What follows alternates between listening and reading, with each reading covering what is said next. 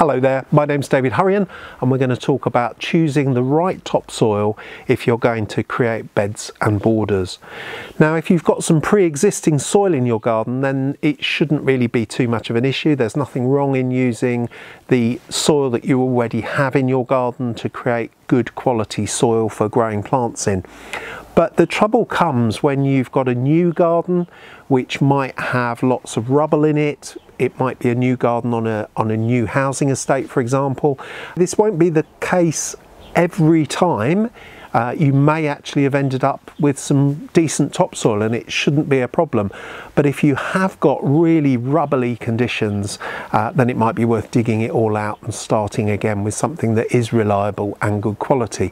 So if I was going to be planting up beds and borders with ornamentals, things like trees, shrubs and perennials, or if I was going to be planting up some permanent containers like planting this box bush into this large pot permanently, then I would choose the Rolawn beds and borders mixture. This is a special formulation which they classify as being a loamy sand. The emphasis there being on the sand, which means that it maintains a good open, free draining and aerated structure to the topsoil so that the plants don't become waterlogged. Now the other big benefit of using Rolawn topsoil is that they're all a standardized volume that you get in the bulk bag. So that means that you've got a known quantity which makes calculating how much you need a lot easier. So this is the beds and borders mix here. It does actually feel, if you rub your fingers through it, it does feel a little bit gritty, a little bit sandy when you rub it between your fingers. And as I say, that means that it's open and friable.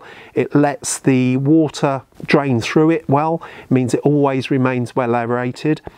Not only has this got topsoil in it, but it's also got organic material in it, well decomposed organic matter, and it's also got some nutrients in it which will help to keep the plants going for certainly the first year or so that you've got it in use.